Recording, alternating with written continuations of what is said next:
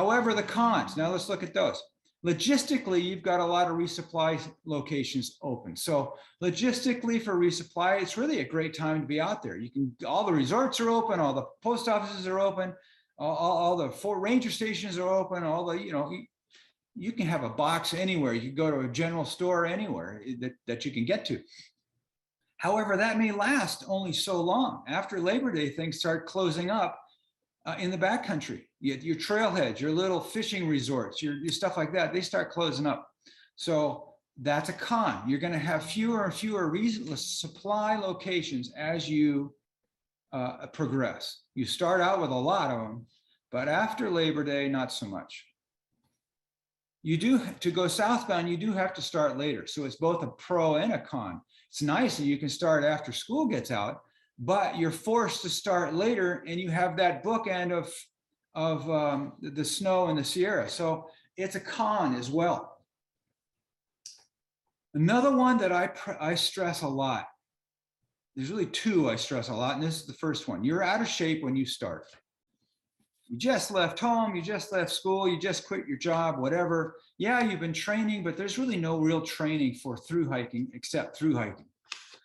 It has to do with the muscle groups and the effect on your body. You may not have as much joint trauma, but you're going to have a lot of tendon and muscle body trauma because you're out of shape and you're on steep terrain on a foreign substance that you want to slip and fall on.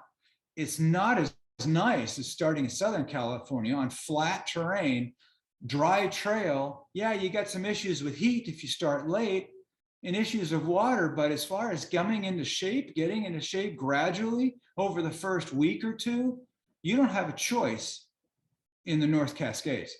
You're on steep snow, at least in part, and you're pushing for miles if you start later.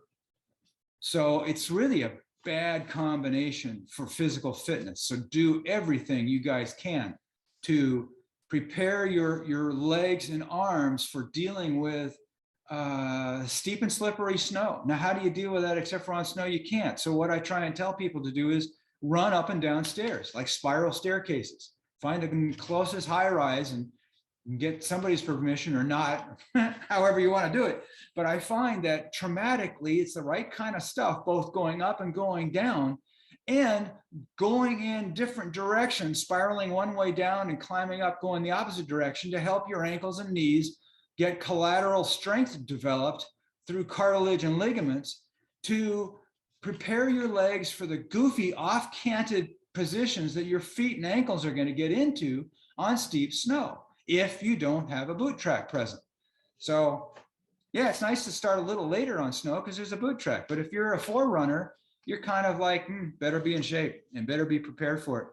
So steep snow at the start is a negative because of the dangers being slip and fall and collide into trees, which are usually fairly close.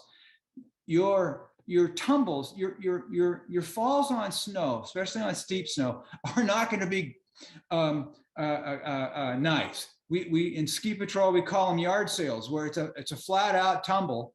It accelerates very quickly and your stuff goes everywhere. So that hence the yard sale, kind of your stuff is strewn out all over the place. But if the trees stop you, because that's the problem with the Pacific Northwest, trees are at least a car's length away. I guess I got to tell the story. A student of mine was walking behind me, mid-June start from Harts Pass. We were going to the border. If I remember correctly, it was even our first day. And there was not a boot track present. The snow was somewhat soft.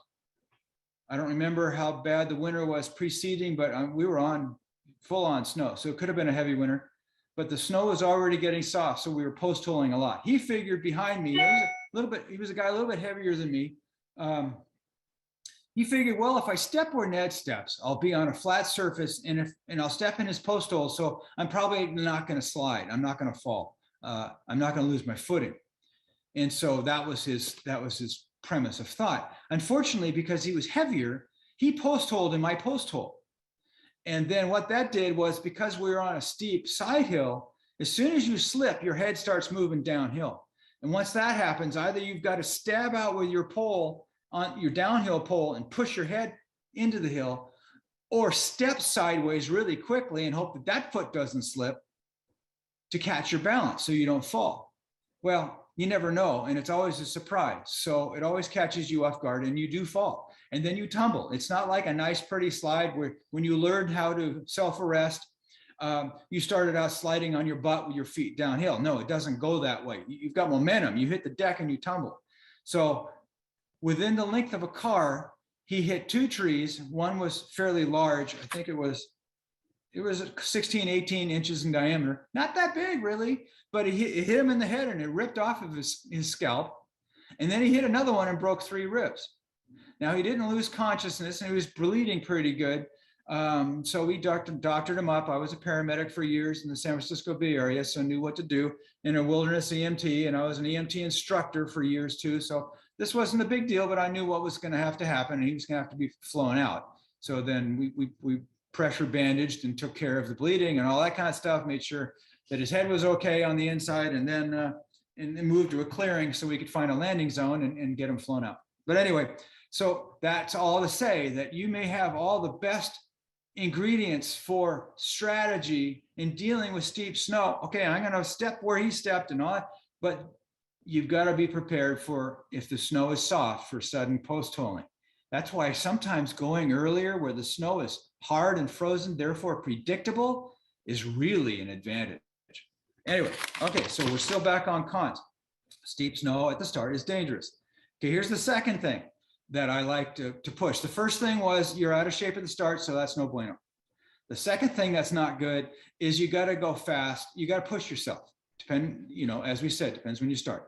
But so that's the constant urgency makes you want to, like, okay, as soon as I hit dry trail, now I can turn on the afterburners and really start catching up. Because remember, over snow, it's 1 mile an hour for safety. You really got to be careful where the rubber meets the road so you don't create a slippery condition by pushing off your toes. You're not pushing off your toes on snow unless you've got crampons that get a bite. Because it's like, and I have to say it this way, it's like trying to walk in an ice arena. If you push off your toes, zip, you're down.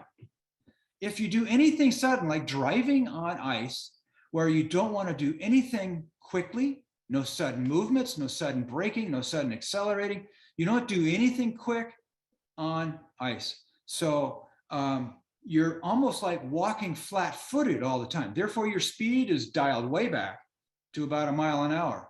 You'll learn when you can push it and when you can't, when you slip and when you have a good bite, good grip. Last thing through hikers want to do is to stop, take out the crampons, take off the ice axe, all that kind of, they simply don't want to do it. They'll do everything but. And it isn't until the last minute when they're literally clinging with their trail runners on, because trail runners can't bite into hard snow. They can do just fine on soft snow. But they're literally clinging and fearing for their life that they're about ready to fall because the edges of their shoes can't bite into the angled snow. If the snow is flat, different story. All right, so we're still on cons. It is less social. So you're going to have fewer people out there. You may have some people you're hiking with, but maybe for some reason, people drop out. And so now you're all by yourself. Hopefully you have already done enough hikes before this big one. You've been out for at least 3 weeks to know how you deal with loneliness, because that is a big factor. Remember, there still is a 70% roughly fallout rate, not failure, but just fallout. People fall out. Trauma is one of the big ones, injury. But in there are the emotional issues. Southbound, unfortunately, has a few more emotional issues due to loneliness because you're out there in such off season. You're going through holidays too. So sometimes that has an effect. So that's kind of a con. Wildfires are a big deal. You're starting late. If there's a drought winter, even if you start mid-June, so mid-June to mid-July, you're in Washington, mid-July to mid-August, you're in Oregon. Good Lord, August to September, you're in Northern California, which has been hit hard by huge fires over the last few years because of, well, if we have a drought winter, this will be our third continuous drought season. So if you're in Northern California at that time of year, it might be a real problem. So that's a con. You have potentially less water because you're leaving Oregon with snow and you're going into Northern California, which is always hot. God, Northern California is hot in mid-June. So you're there in what, mid September or something like that. You're not going to have that much water. So that could be a problem. And I already talked about end of the year issues because you're running during you do your run out your last month during the holidays, and that's kind of rough. So we already talked about, so overview, really the whole thing about southbound, it's really nice because you can start late, but you're starting in snow, you're starting out of shape. You have to clear this year by a certain time. And so that's kind of stressful. We already talked about your schedule, light winter, heavy winter, etc. The later you start, the faster you need to go. We did that. And the last point I'm making is the earlier you start, it's more risky because you're on steep snow, which might be hard. I'm hearing funny noises out on my deck. But if you have the snow savvy, it's actually a really great time, just like for the Sierras. Northbound, you want to go through the Sierra after the big snows stop, but before the thaw starts. Same in the Pacific Northwest. The snow is more predictable if it's one big hard mass. You want to be out there when when it's still freezing overnight. So that'll help. So I've thrown out a lot of stuff. We're doing great for time. I like to throw things open to questions because I love to interact with you guys. I love to hear your questions and I love to give you answers based on experience. I've been out there teaching for 40 years. I often teach from January to July on snow. So that's every year. So that's a lot of experience. I did run a whole lot of classes up in Washington off of Stevens Pass. Stayed with now, unfortunately and very sadly, Jerry Dinsmore, hiker heaven, excuse me, up in Skykomish, has passed away. He and his wife ran a wonderful trail angeling.